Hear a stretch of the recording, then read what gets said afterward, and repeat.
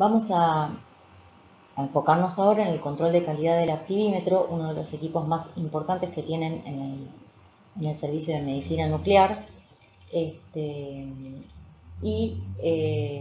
Vamos a recordar, ¿sí?, que las pruebas de referencia para este equipo son la exactitud, la precisión, la linealidad de la respuesta a la actividad y la respuesta al fondo, y las pruebas operacionales, aquellas que se hacen todos los días por el usuario, son la prueba de estabilidad o reproducibilidad y la respuesta al fondo.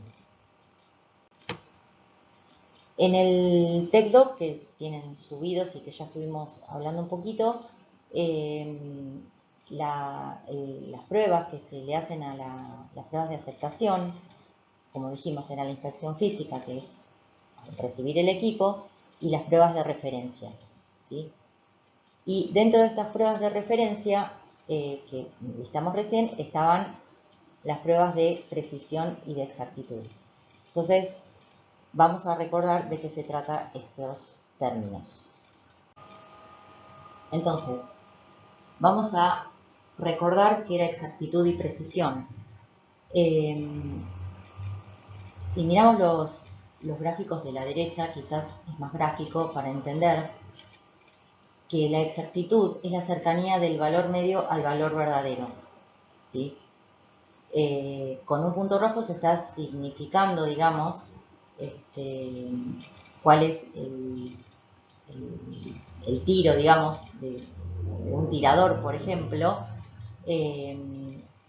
y cuál sería ese valor medio de los otros tiros, que son los que están en negro. Y fíjense que en el círculo, digamos, superior izquierdo, los tiros, digamos, con puntos negros, están corridos de lo que sería el centro del tiro, y el valor medio es el punto rojo, ¿sí? En el caso del círculo de abajo, van a ver que están todos los valores mucho más juntos, y el punto rojo está indicando ese valor promedio de esos valores. En el caso, digamos, del círculo que está a la derecha abajo, fíjense que los valores están juntos, pero a su vez están en el centro, con lo cual eso es un tirador que es preciso y exacto, ¿sí? Es decir, que cada vez que tira es muy probable que acierte en el blanco, ¿sí? Mientras que el que estábamos viendo recién es un tirador preciso, porque siempre le pega al mismo lugar, pero inexacto, porque no está dando en el blanco. Y en el caso de arriba, del primero, no es ni preciso ni exacto, justamente porque es muy disperso y tampoco acierta en el blanco. Y en el caso del otro círculo es impreciso pero exacto, porque el promedio da en el centro, pero nunca pegó en el centro.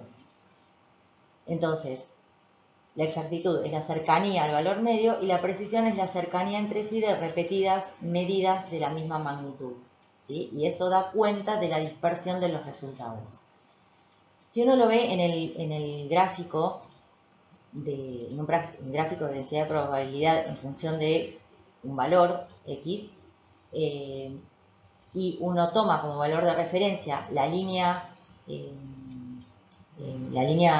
vertical que está a la izquierda, fíjense que la campana de Gauss de un tirador,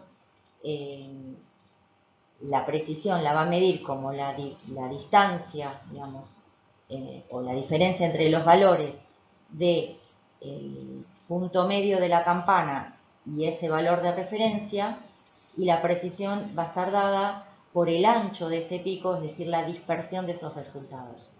Entonces van a ver que dependiendo de los equipos de medición, digamos, esta exactitud y esta precisión se va a medir con diferentes pruebas, pero siempre teniendo en cuenta lo que uno está queriendo medir.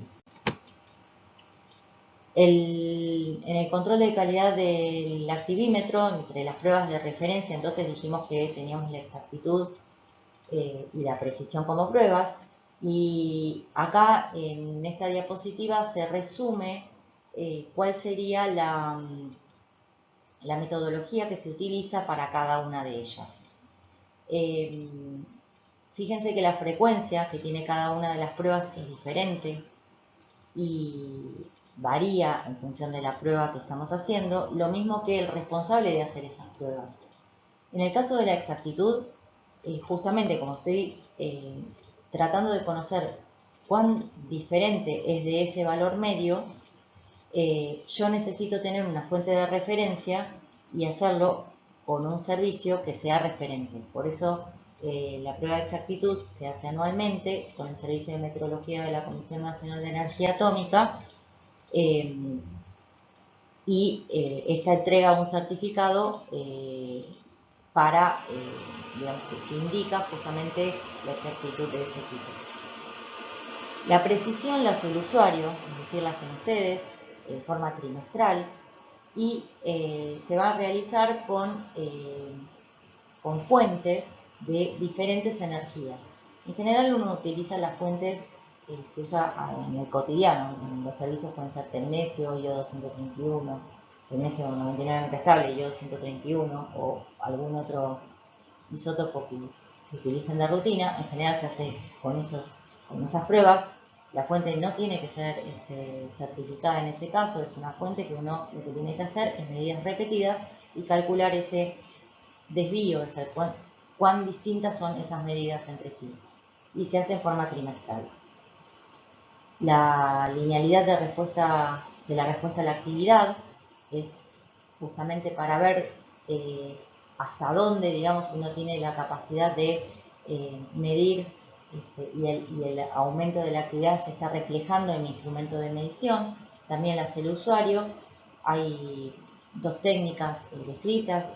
Una es con una fuente de muy alta actividad, dejarla decaer en el tiempo e ir tomando medidas a lo largo del tiempo para ver que estén alineadas en una recta.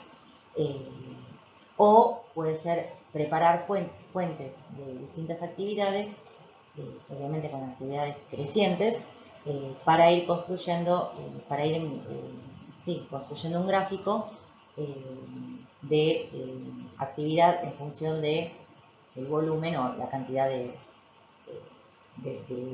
material radiactivo que uno esté agregando. Y la respuesta al fondo también la realiza el usuario y se tiene que realizar en forma semanal. Esta prueba se realiza sin fuente radiactiva y en condiciones de lectura de un nucleido que tenga una baja emisión fotónica. Es decir, que el valor, digamos, de ese factor de calibración sea muy alto, de manera que magnifique de alguna manera el fondo que se está obteniendo. La realidad es que no es el fondo, es un fondo, digamos, medido en una condición determinada, pero bueno, esta es la idea de justamente magnificar o poder aumentar la sensibilidad de esta prueba. Y no es la prueba de sensibilidad, eso que quede claro, la respuesta al fondo. También la respuesta al fondo se puede hacer utilizando el nucleído con el que uno trabaja en el cotidiano.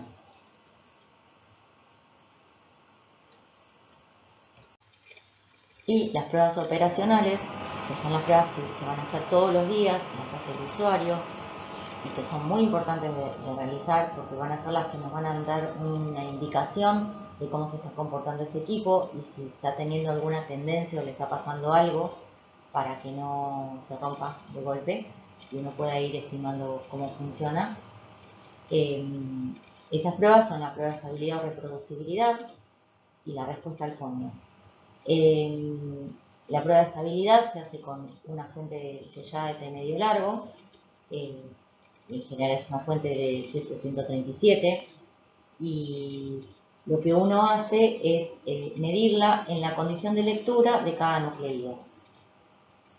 Recuerden que esa fuente sellada de T medio largo no es el nucleido, quiere decir que como justamente uno está poniendo una condición de lectura de un nucleído que no está midiendo ahí, la actividad que está midiendo es una actividad aparente, no es una actividad real. Es un número que solamente va a ser indicativo de cómo se va a comportar en el tiempo.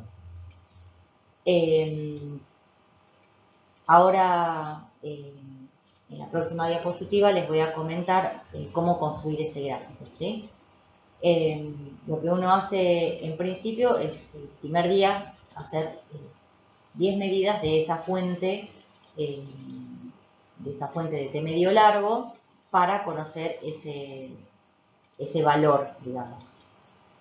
Y la respuesta al fondo, que lo que uno hace es, en la condición del nucleído con el que uno va a trabajar, no colocar una fuente y hacer una medición del fondo y ver cómo digamos, se mueve ese fondo, digamos, del lugar donde está el activímetro.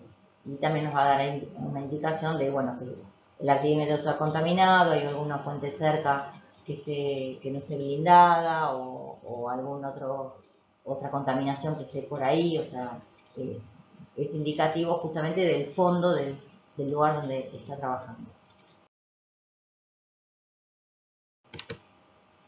Y esta respuesta, la estabilidad, digamos, como les decía, para construir este gráfico lo que uno hace es 10 medidas de esa fuente de T medio largo, ¿sí? Por ejemplo, en este caso vamos a hablar de que pusimos la tecla de tecnecio, es decir, vamos a medir en condiciones del nucleído tecnecio 99 metaestable y vamos a hacer la medición de la fuente de cesio 137. Ese punto va a ser el punto que está graficado sobre el eje Y, es decir, con el que dice actividad medida, y que está en el medio, digamos, de ese eje a la altura, digamos, entre el 12 y el 13. ¿Sí? Lo que uno hace después es calcular calcular el decaimiento de ese nucleído, en este caso el cesio 137, a lo largo del tiempo que uno, por ejemplo, coloque en su carta de control, como en este caso va de enero a agosto, ¿sí? Entonces, cuánto sería que decae entre enero y agosto, y grafica el otro punto al final de esta tabla. Con eso traza una recta y estima los límites de aceptación, ¿sí? Como, no sé si se va viendo en la animación, como fue más o menos lo que fue describiendo en palabras. Hasta ahí hicimos la pendiente negativa y después tenemos que calcular los límites de aceptación, el máximo y el mínimo, como la actividad esperada menos el 5% y la actividad esperada más el 5%. ¿Sí? Y uno traza las líneas y en esa zona que está rayada va a ser la zona en donde deberían caer todas las medidas que uno haga día a día. Uno de esta manera puede ver visualmente la tendencia que van teniendo estas mediciones y si empieza a haber problemas uno puede detectarlos a tiempo. ¿Sí? Y la reproducibilidad de los resultados debe ser tal que las actividades individuales no sobrepasen los límites preestablecidos. Si lo sobrepasan, hay que revisar porque algo está pasando.